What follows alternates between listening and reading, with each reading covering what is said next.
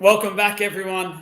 Special player interview, and a lot of footy fans will recognise the face I have here. Ryan Morgan. It's got you down here as a centre / winger, but I'll put you down as mainly a centre. I know you filled in occasionally on the wing, but played for the Eels, Storm, St Helens, and a little stint there for London Broncos as well. Ryan, welcome to League of Inches. How are you? I'm good, mate. Yourself? Thanks for the introduction. No, mate, Yeah. I'm good. Feeling flattered. Obviously, what was that? Sorry? Feeling flattered. Yeah, well, look, I wanted to get you on, have a bit of a chat about the footy career, not just the footy career, but also the start of things and post-footy career as well. I feel like it's an important, plays an important part, especially in players' lives, things like that. So wanted to get straight into basically when you started playing footy, what age were you and who was your junior club? First of all, Toongabbie Tigers was the junior club. And man, I started out, to be honest, I went like a year early. I couldn't even play. I could only just train. So like my family's mad rugby league. They love it. Yeah. So literally went down, trained for a year, couldn't even play because I was too young, and then played the following year. So yeah, like what, 4.5 or some shit. Like I was pretty young, man. Like my dad played rugby league, my pop played rugby league, so it was sort of written in my destiny that I was going to play rugby league. So I didn't really have a choice. Yeah, well, what about, obviously back then this was run around like a headless chook basically as a youngster. When it started to get into sort of positions, do you remember what position you started off as? Yeah, I was a front rower, man. I was Yeah. a short little fat kid when I was younger. Oh, wow. Look out. Yeah, short little fat kid. So yeah, I was front rower. I was still giving up like heaps of weight though, like I was only a small fella. And then I think I was like maybe 14 or 15 or something like that, and just had a mad growth spurt, and then just shrunk as sort of grew up, and and then just ended up like in the backs, went like second rower, then into center, and just sort of found myself at center. Who did you support as a kid? I think when I was young, I was Brisbane. I used to follow the Brisbane Broncos. Most like they had Wendell Saylor and they had Lottie Takiri, like they had some mad players. And then I sort of figured out like geographically where I was, and realized I was in the Parramatta district. And then especially because obviously you start pretty young with like summer camps and stuff like that. So like once I sort of figured out, that like I was a Parramatta junior, then I sort of switched to Parramatta, and they had like Nathan Hindmarsh, Tamana Tahu, and shit like that. So it was like, they were gun. Any players really stood out to you that you could remember looking up to and thinking to yourself, I'd love to be like that player when I grow up? Well, as I started like obviously figuring out my position and stuff like that, it looks like I was going to be in the backs and looks like I was going to be a center. And obviously at the time, as I just said, I was following Parramatta. So Tamana Tahu was someone that I looked up to. I figured we sort of had like a similar sort of playing style, sort of like that I could sort of mold off. And then like also like Willie Tonga as well, which was kind of crazy because I got to play with the both of them, which was pretty cool. Obviously being centers, and got to learn a lot from them, which was amazing. But yeah, probably those two boys would be sort of like the guys that I sort of looked up to, and like sort of tried to model my center game around them.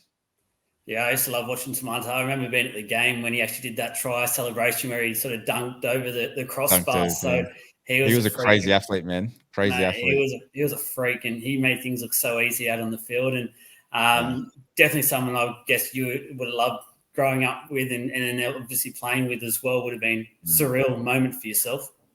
Yeah, it was really like I had him for like my first preseason, and just little things that like obviously he experienced and learned from like being in the big games and stuff like that.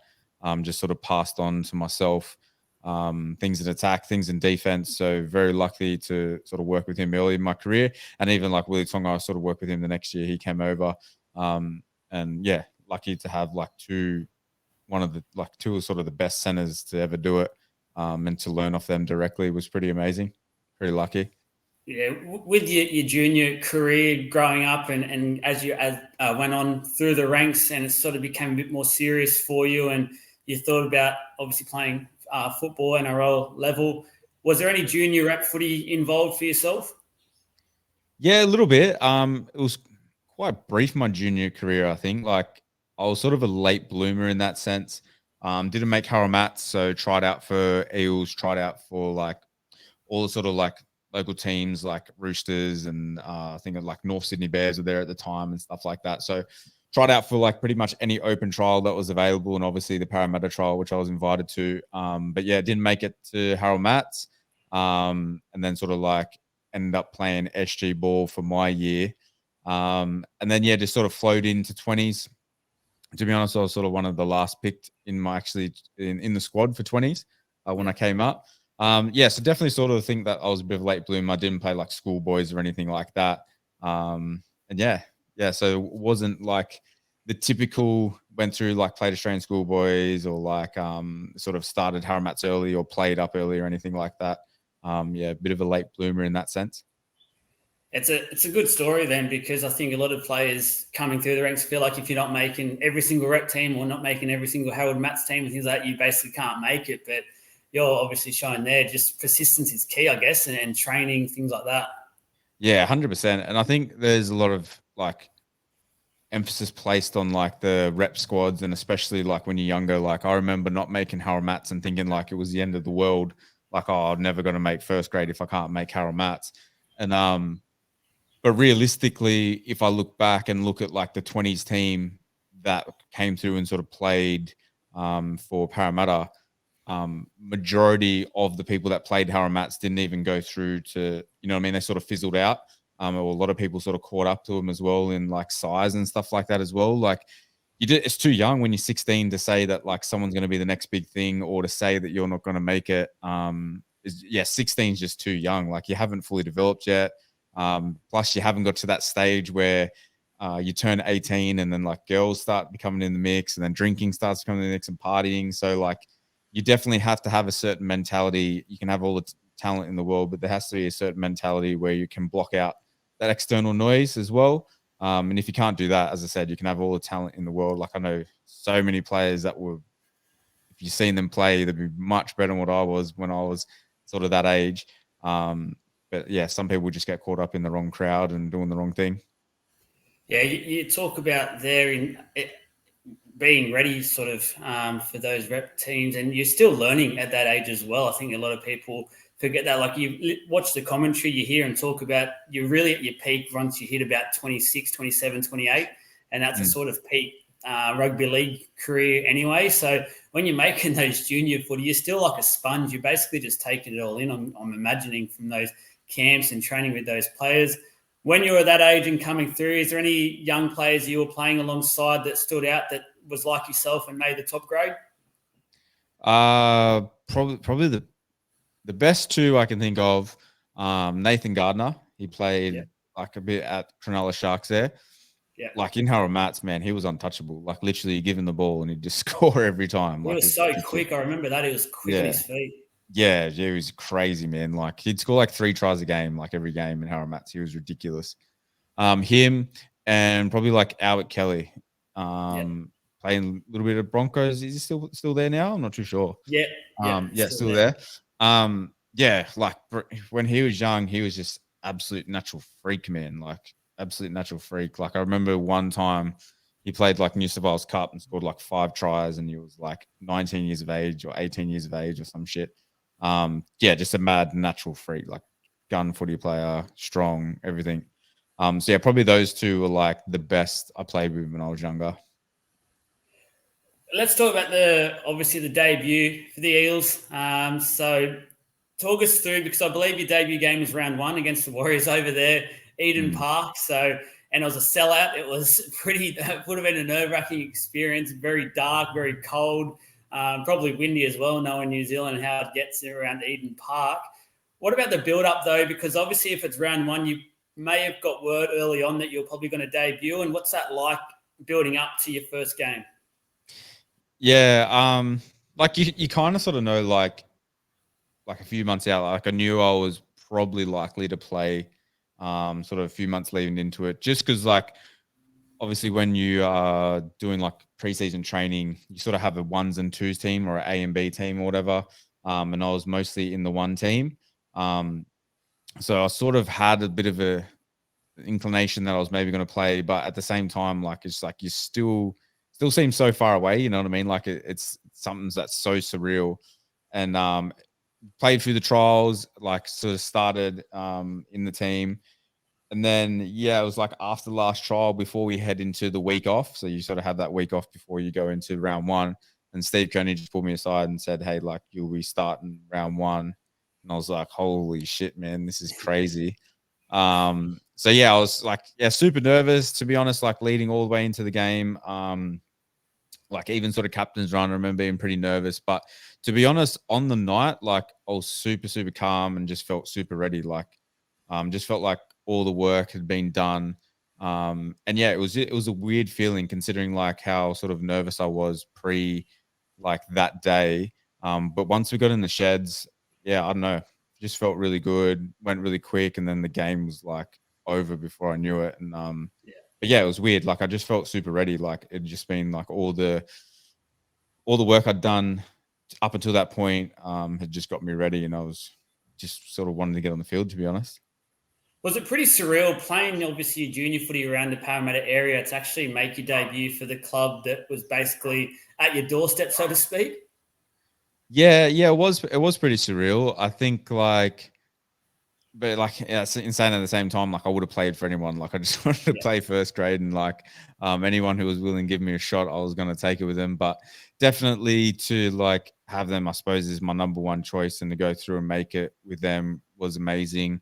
Obviously, my family lived in the Parramatta district, so like it was good. Like they could obviously be at every game and stuff like that. I know a lot of players like have to travel quite far and go away from their families to be able to make it, especially boys from the country and stuff like that, or boys coming over from like NZ or Fiji or whatever. It can be quite hard, you know what I mean? Like daunting to go to a new place and be without your family. So I was very lucky to pretty much I lived at home for like a few years while I was playing grade. So I was kind of lucky to just have family around and yeah, be able to debut in a place where I grew up, which is pretty special. Yeah. On the debut game against the Warriors, anything really stand out for you about the game itself? Any key moments? I'm pretty sure it was a win if I remember correctly. Yeah, it was when I think 24-18 we ended up winning. I think the thing that stands out for me the most, like the game's kind of a bit of a blur to be honest, but like the thing that stands out for me for most, for some reason we did the national anthem before the game, like both, which is quite unusual for like a sort of round game. Usually Yeah. there's like state of origin and tests and stuff like that. And I just remember standing there, like obviously we're all linked in arms and stuff like that, and we're like looking out at the main grandstand, and like it's just a sea of black jerseys, and it was like, and yeah, packed out crowd. And then like I remember when the anthem like obviously stopped, everyone just like started cheering, and I was like, holy shit, like this is really happening now. Like, but yeah, I was pumped at the same time, but like I just remember looking back and being like, shit, there's like 40,000 people here that I'm about to play in front of, and like obviously pre-playing like NRL, the biggest crowd you play in front of was like max like 1,000 on like a Yeah. local league grand final or SG ball grand final or something like that. You know what I mean? You might get 2,000-3,000 max. So yeah, bit of a surreal feeling that. The game stands out to me. I think I remember played that game and had some pretty big moments. What was it like playing with someone who most Para fans consider as one of the all-time greats at the club, and just to have that sort of figure around the club 24/7, basically? Yeah, I was obviously great. Like he sort of embodied just that never die attitude, you know what I mean? Like he'd never fall asleep on the play.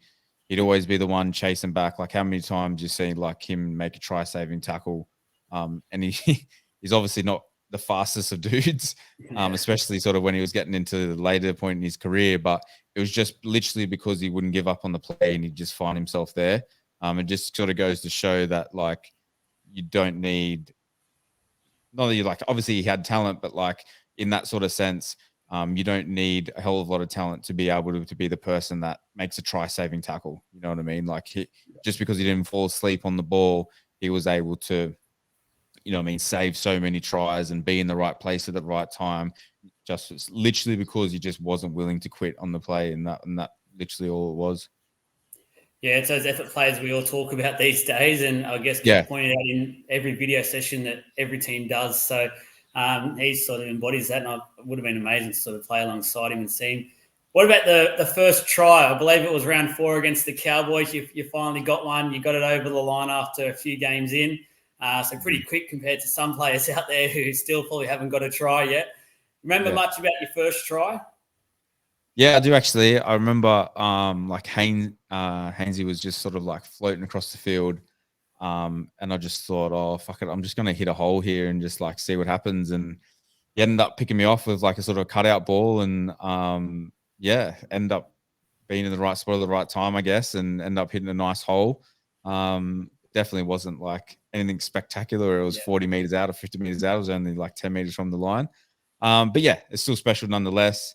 And like obviously in that game as well, I was marking up against Willie Tonga, which is, as I said before, one of my sort of childhood idols. So it was nice to sort of get a try against a world-class center, which gave me a bit of confidence. But I ended up rolling my ankle and tearing all the ligaments actually. So sorry about that, mate. It's the bell in the background for the door. That's right. Delivery coming in. Yeah, delivery coming in, standard, always when I'm on a podcast. But yeah, end up actually tearing all the ligaments in my ankle, which was not fun at all. So spend the next 12 weeks out of action, but it was nice. It was worth it to get the first try. Yeah, we spoke off air briefly about the fact that you had a pretty good run in terms of injuries. So was that the worst injury you had actually right at the start of your career? Yeah, that was actually the worst injury I had in the way of obviously like tearing ligaments and stuff like that. Like when you hear like a lot of guys having like knee reconstruction, shoulder reconstructions and stuff like that. Luckily mine, I didn't have to go in for surgery or anything. So considering it was like, I suppose just an ankle as compared to like a knee or a shoulder, which I know like a lot of people still struggle with to sort of this day post-career and stuff like that. Very lucky in that sense to be able to train and everything that I can do now and still go for runs if I want to and things like that. So I'm very blessed in that sense. But yeah, that was like pretty much the worst injury I had. What do you put that down to? Do you put that down to you were really strict in terms of your preparation, stretching, all that sort of thing? Were you really one of those types of players who were just nonstop? You wanted to make sure your body was right? Yeah, I'd probably like to say that I was pretty prepared for most games. Like to take care of my body. Was pretty big on recovery and just listening to my body and what my body needed. I suppose like having an injury, like a decent injury like that, actually gave me a little bit of perspective and taught me a bit about like listening to my body and just making sure that like recovery is prioritized. But at the same time, I think like some people are just pretty unlucky with just the injuries that they get. I suppose maybe, I don't know, my tendons might not have been as stressed as others. Maybe you can look at it in that sense. But I suppose, yeah, I'd like to sort of pride myself on doing like the 1%ers off the field, I guess, would be, yeah. There's a couple of lean years there, Warrior, at the Para Club, where they ended up picking up a few of those dreaded wood spoons. What was it like being at the club at that time where a club with a proud history was going through a bit of a rough patch? I could imagine there'd be some sort of days where you got the alarm went off, you're thinking, oh no, here we go, because those Para fans can be a bit of a different beast sometimes. Yeah, it was a tough time, man. Like, and it was tough because like all the players were putting in, but sometimes when you're just in that point where you are down on confidence and wins just aren't coming your way, it just feels like a sort of matter of time before the game's going to turn. And a lot of the times the game did turn, and wouldn't obviously like luck favors the brave and stuff like that. And I wouldn't say that we were down on luck or anything like that, but I just feel like, especially going to a team like Melbourne who has a culture of winning, you can definitely see like sort of the different mentalities in that, and really sort of highlighted like the difference coming from those times and getting the wooden spoon and like the different mentalities of the players and stuff like that. But yeah, it was a tough time, man. And like, obviously Eels have a rich history of like winning and stuff like that. And I still know like sort of to this day that like even some of the boys, they feel the pressure of like how like the 80s teams and stuff like that when they had Sterlo and all those type of players there. Very much the golden era. But at the same time, man, like professional athletes, so you just got to sort of get on with it, do your best. And unfortunately, like at those times, the results didn't really go our way. Are you a big watcher of footy still? Do you get into it? You mentioned just then some of the boys, things like that. Are you still around the footy scene? No, not too much to be honest. Haven't really watched too many games to be honest. Like the only games I've really watched through is like grand finals and origins. I feel like I've definitely watched my fair share of footy whilst I was playing. And yeah, so to be honest, no, I haven't been following it too much. It's been kind of nice to have a bit of a break from it. I don't know whether like maybe later in life, whether I sort of go back and give back, whether to be junior clubs or something like that, I might do. Very much to sort of focus on post career, and sort of happy with my decision like of retiring and sort of and moving on to the next chapter. So yeah, don't really stay up too much up to date to be honest. No, that's all right. Another one on the Eels, and I know you were there at the. So you went through, I think, 3 coaches at the Eels in that time. There was a time there where the club just couldn't keep a coach. It felt like, and I think you had Steve Kearney, Brad Arthur as a caretaker for sort of half the year, and then Ricky Stewart took over in 2013. Were you in the room for the famous whiteboard incident or the projector incident, as they like to talk about? Yeah, the whiteboard. It was a whiteboard incident. Yeah. That was a pretty surreal experience. That probably I wouldn't handle it that way myself. But yeah, I suppose it's rugby league sometimes, and it's a business at the end of the day. Like it's just goes to show, like a lot of people will be quick to jump on like a player for looking after their family and sort of doing what's best for them. And then you hear moments like that where literally, like, I think it was like 13 players, their life was literally just turned upside down when a whiteboard was flipped around. You know what I mean? Like to think of it in that sense is like, how can you ever blame a player for wanting to like take care of themselves and take care of their family? So yeah, I just think obviously it goes both ways. Like the players are able to take care of themselves, and the clubs are able to take care of themselves. And I think there should probably be just a little bit less judgment on the players' behalf, especially like as I said, when that kind of thing can happen. Yeah, I agree, and I think it was hard when you look back on it, knowing that the coach left at the end of that year anyway. So it made a little bit of a different scene, so to speak. Brad Arthur is the current coach still of the Eels. With your short time with Brad, what do you make of Brad Arthur? I believe the players love him. He's a sort of a people person coach. He really gets to know the player. Is that sort of your style? And I liked being under Brad Arthur. Yeah, I love my time under Brad Arthur. He's just a bit of a straight shooter, you know what I mean? Like he'll just tell you straight, which I know a lot of players, like especially in NRL and stuff like that, really appreciate. And he's that type of guy, and he's the type of guy like even when we did like preseason and stuff like that, like he'd be running the hills with you and stuff like that. So he's very much about getting in the trenches with you and sort of like the being by your side approach type of thing instead of just sort of like standing in the background and telling. He's very much sort of about action in that way, which is nice. And yeah, he's just good bloke. So you survived the whiteboard, which was good to see. But then a couple of years later, you did end up moving on to the Storm. But before that, you were part of, I believe, the Auckland Nines victory for the Eels in, I think it was the start of 2016. Is that correct? Yeah, correct. Yeah. How was that playing the Auckland Nines and obviously winning it? It was a surreal time for rugby league. It was a bit of fun. I know a lot of people got to the pub because it was the first sort of bit of rugby league we got to watch after a few months, and it was pretty exciting. Yeah. It's kind of a shame that they don't have it still. But I think like there's just too many injuries and or whatever the case may be, which is fair enough. It was a taxing like couple of days where you're just sort of backing up.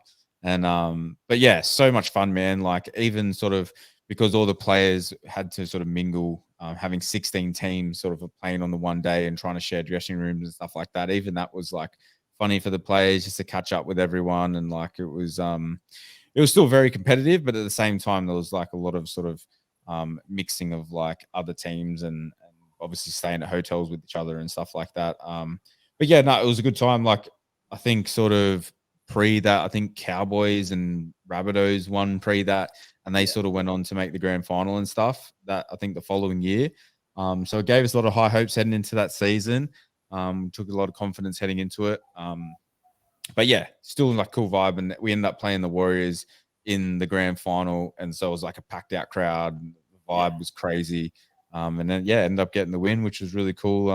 Obviously, going through, as you said before, like a couple of wooden spoon years and stuff like that, to actually get a trophy in the cabinet was nice. And yeah, something I'll always cherish.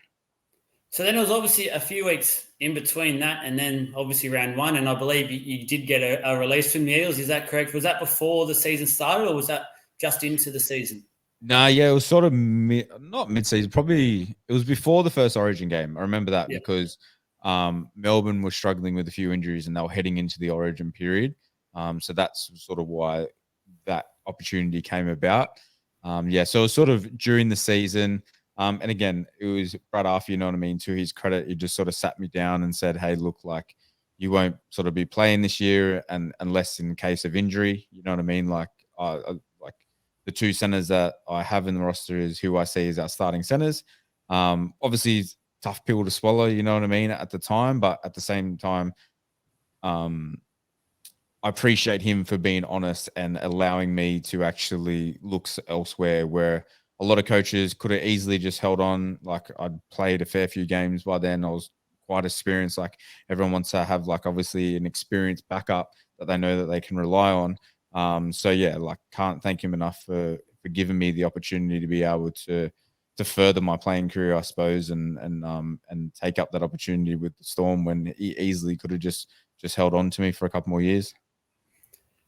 I want to know what that was like because at the time, Melbourne Storm, and they still are one of the powerhouses of the competition. And that year, they actually went on and won the minor premiership and into the grand final. Unfortunately, lost to a Sharks side that was on fire that year. But you spoke earlier about just the culture of the Melbourne Storm, just how different it is to what you were used to. What is it about the Melbourne culture that just is somehow can get every single player, no matter where they've come from, just to get onto their level within a matter of weeks and just become, it almost looks like Superman? Yeah. It's hard. Like cultures is just a hard thing to sort of explain. But I think like they just sort of had a winning culture where you went down there and you just knew what was expected of you. Had a meeting with Bellyache and like from word go, he was just like, "Look, I just need you to do this, this, and this." They pretty much had like three things where it was like for outside backs. Can't remember exactly what it was, but it was like play the ball quick, don't miss any tackles, and then there was another thing. It was a bit of a while ago now. I can't remember all the things, but literally it was just three things, and like that's what they judged you on each week.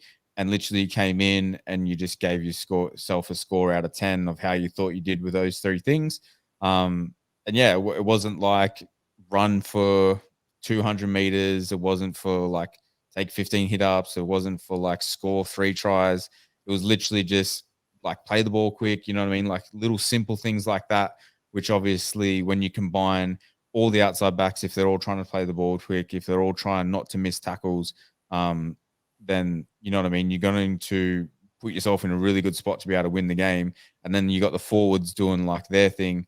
So they just really simplified it. And then plus you just had the belief of like, because you're playing with the likes of Cameron Smith, you know what I mean, Cooper Cronk, and they just rubbed off on everyone in the sense of like, you just never felt like you're going to lose a game. Like no matter if we were down, no matter if it was like what the circumstances was, you just always felt like you would just crawl your way back into it if you just kept doing what you're meant to do. And that's like, as I said, play the ball quick, do your little 1%ers that you're meant to do.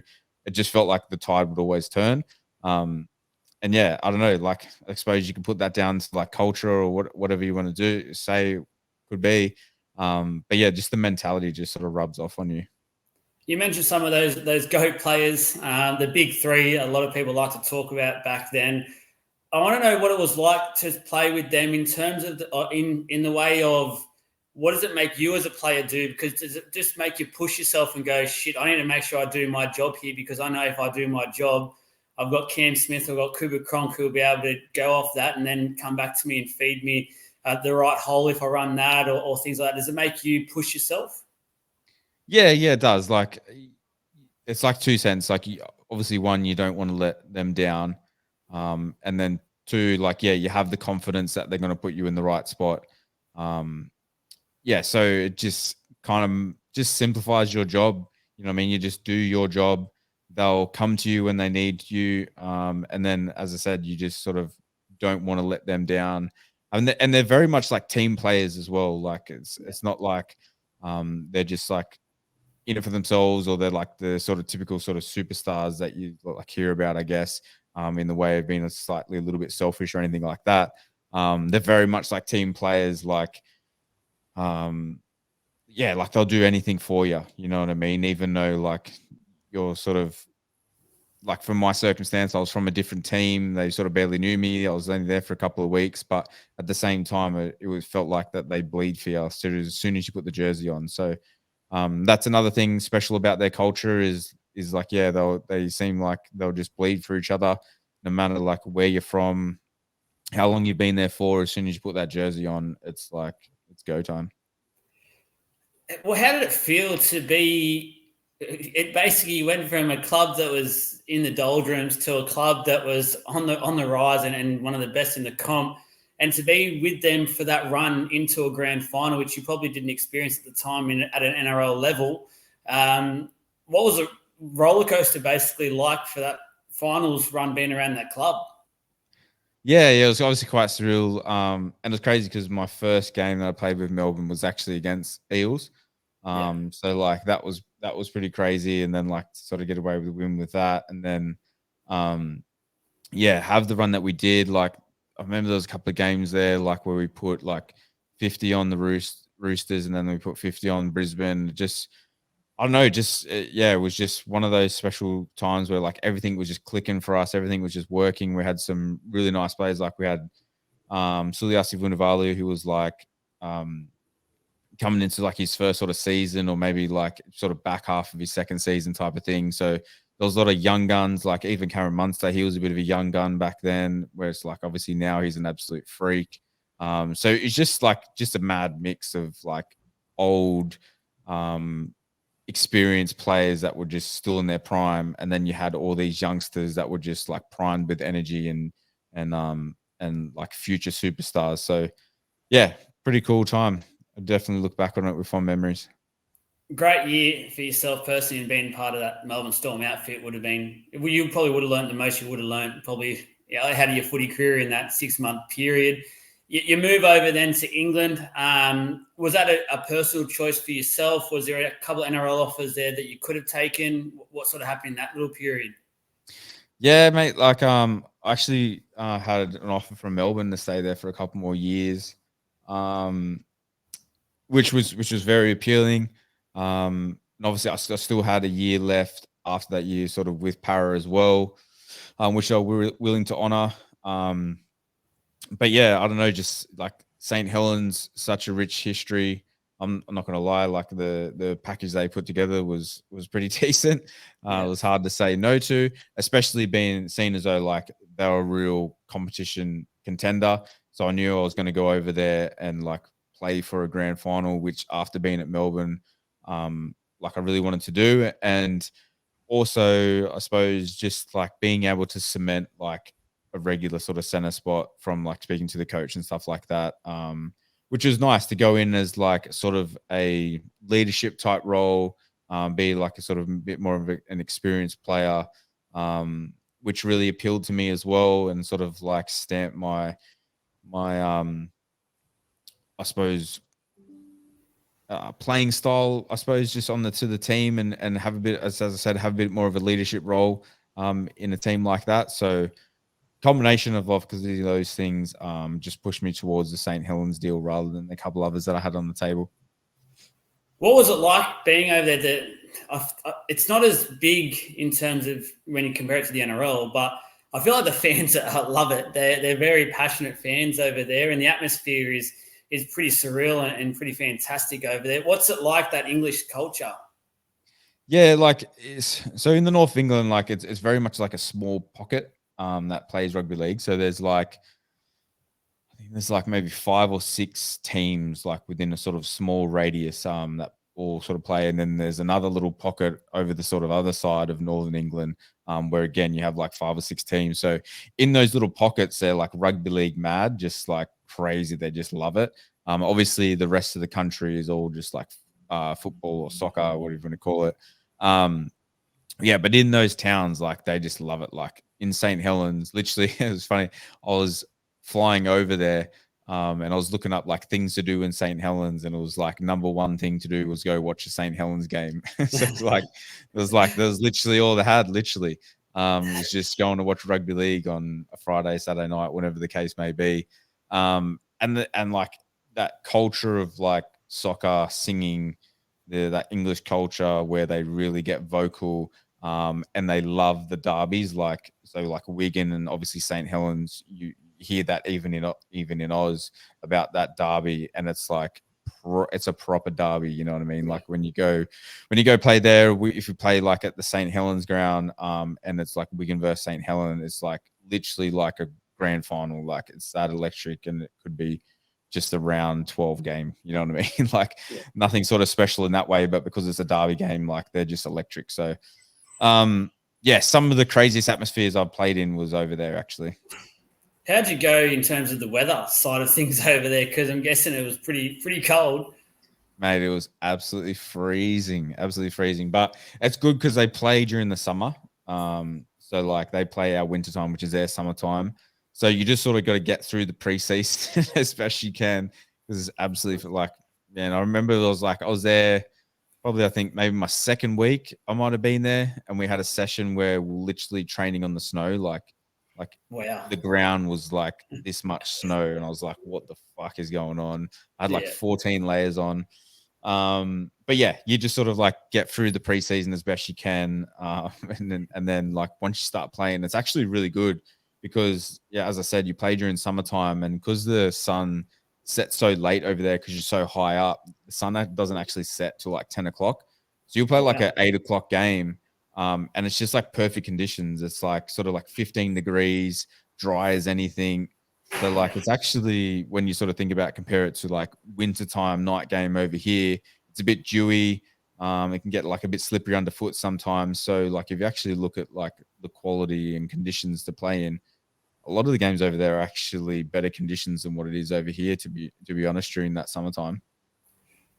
Was it the loan spell with the London Broncos? How does that sort of eventuate for the fans who are pretty interested in that? Is it the London Broncos go to your manager and ask if you're available for that space of time? Because I'm imagining you obviously were rostered on or contracted to St. Helens at the time. Yeah, they sort of just reached out. I don't think obviously me and the coaching staff at St. Helens weren't on the same page at the time, where we obviously wanted to stay on. From my perspective, I was just enjoying my off season and sort of got a call from them out of the blue type of thing. Again, sort of no hard feelings. They sort of told me straight that they were looking to move me on to London. And man, I just looked at it and just went like, they were a good side, obviously to make it into the £1 million game. And obviously make it up into the top league. And who doesn't want to play footy and live in London? Like, been to London a couple of times when I was there, and it's such a cool city. And yeah, so we end up splitting. And to be honest, man, it was one of the my favorite years of rugby league. To be honest, like playing down there, it was just such a good bunch of boys, and like we just had that like underdog mentality. Like we just wanted to, like, any big team that we came up against, we just wanted to upset. You know what I mean? And it was just that mad, like, underdog mentality that we just carried pretty much into every game. Speaking on that, I actually looked at the record just before our chat, and I think you got St. Helens twice out of 3 attempts that year, so you would have loved that. Yeah. I'll be honest, I did love that. It was pretty nice, man. With that, they obviously have that relegation as well, and I think London was unfortunately that year ended up in that relegation zone. What's it like playing when there's that added pressure? If obviously NRL, there's nothing really happens. You get a wooden spoon, big whoop, you're still there, but you get actually relegated to the lower league. Is that pressure must be probably next level? Yeah, I'd imagine it's like obviously similar to sort of like a grand final situation where you're just literally playing for your life type of thing. But at the same time, it's like it's almost a little bit added as well, because over there you're not guaranteed a contract next year if you get relegated. You know what I mean? Like, you lose a lot of money from what the Super League provides from being actually in the Super League to being as compared to like I think it's called the Champions League or something over there, the one underneath. So a lot of contracts wouldn't be honored if you were to actually get relegated. So you're literally playing for your livelihood. So yeah, that does add an extra element of pressure, and it's very much because the game that we played was actually like last and second last. So it was sort of like they didn't have £1 million game that year, but it was actually like £1 million game because whoever lost that game would end up getting relegated. So pretty sort of intense leading into it, intense sort of after it, to sort of like see what would happen with everyone and stuff like that. But pretty intense, especially when you consider, in NRL, you sort of just get a wooden spoon and see you back next year, you know what I mean? So, yeah. What's the biggest difference between NRL and Super League you find? I think like probably mostly in the ruck. I think like NRL probably a little bit different now, obviously with like how they are more inclined to do like the six again and stuff like that and trying to speed things up. But at the time when I left from NRL to go over there, which was like 2016, so a fair while ago, it was very much like good ruck control over here, whereas like over in the Super League, it wasn't as drilled in, I guess, as compared to sort of the NRL. It was a little bit more free flowing. And yeah, that was probably like the biggest difference, I suppose, for the two. It actually felt like Super League was like slight bit faster, like when teams got a roll on, because there wasn't as much rock control. It actually felt a little bit quicker. But yeah, you just got some crazy athletes in Australia. Like obviously being the sort of number one sport, they've got a lot of talent to choose from. So you get some crazy athletes. Look, I don't want to embarrass you too much, but quickly your stats. So 165 first grade games. You had 94 of those NRL games, 71 of those Super League games. You also got 60 tries, 31 of those NRL, 29 of those Super League. Quick couple of questions to end this for you, rapid fire. Who was your most enjoyable player to play with throughout your career? Most enjoyable. Geez, that's a tough one, that one. I'll probably I'd say Joseph Paulo. Play with him at Para. We're still sort of good mates to this day. Normie was always a good laugh, Corey Norman as well. And then I suppose probably those two guys I'd probably mostly stay in contact with now as well. And they were always just good for a laugh. Who was the most talented player you got to play with? Apart from Hainsey. yourself, obviously. Hainsey was the most talented. He was a freak on the field, wasn't he? Freak, man. Absolute freak. Anything that he did was freakish.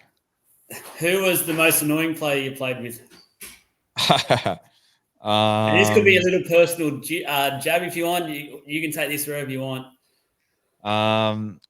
Most annoying player. Oh, Jesus. There was a few absolute pests I played with. I'd probably say like maybe Fui. I was going to say, didn't Philly steal thongs and things like that? Yeah, he was just always playing pranks and shit. Like he was fucking nonstop with it. Chrissy as well. Like they'd play pranks on each other and then they'd gang up and play pranks on other people. So they were absolute pests. Probably I'd say like those two would be the biggest pests, I reckon. Who's the funniest player you got to play with? Funniest? It's a good one. Probably be like the English boys, I reckon. Yeah. English culture. Maybe. Yeah. Tommy Makerson. Yeah. He was funny. Like pretty much all those boys were just like, the English culture is just like they just love taking the piss out of each other and just like a crack up. Like majority of the St. Helens team it was just a laugh a minute there, to be honest. It was pretty funny. Look, just to end things, post-football career, how are you doing? How's things, and what are you up to? Yeah, I'm good, mate. So I'm online coach at the moment. So I've been doing PT sort of since I left, and I was doing some face-to-face stuff. Taking that online, so just helping people sort of get in shape. I've done sort of like my nutrition certificate, so sports nutrition. Obviously being a PT as well. So just helping people out with their diet, helping people out with training programs and stuff like that. And then just sort of recently did like a bodybuilding show, which was pretty cool. So yeah, mate, just onto this sort of next frontier of like health and fitness, which I always loved when I was in footy. Like, always loved staying in shape, always loved training. That was sort of like my favorite part, to be honest. And then just like diet and stuff like that as well. So just yeah, felt natural to go into this next path. What about your PT industry? Is that anyone can get in touch with you for that, or? Yeah, anyone can get in touch. So probably the best place to find me is Instagram. So Ryan Morgan 90 would be probably the best place to get in touch. Mostly work with like men. Usually sort of like my main clientele is like guys who sort of like on that 25 up to sort of like 40. Who've been training for a few years, you know what I mean? Like lost a bit of weight themselves, but just sort of taken their physique to the next level and trying to learn how to manage their diet and obviously learn how to train properly and stuff as well. So yeah, that's sort of like the main sort of clientele that I work with, which would probably be pretty similar to, I suppose, the guys that are listening here. Yeah. Look, guys, if you do want or are interested in an online PT, obviously Ryan cannot recommend him higher. Fun fact for me and Ryan, I actually played a few seasons of touch footy with him back in the Hills comp. That was good fun playing there, freezing cold. Most of the time it was, not great, but we got it done. I think we got a couple of comps in the end, so that was all good. But Ryan, I appreciate you coming on. I've taken too much of your time already, so I definitely appreciate you. Go and get that delivery that's at the door. It's been waiting there for a while now. Sure, it's probably been stolen or something. Enjoy, mate. Enjoy the rest of this PT journey for yourself, and hopefully we get you back on in a few years and we can talk a bit more about your career in depth and go from there. Thanks, Ryan. Not a problem, mate. Thanks for having me on, Legend. Speak to you guys later.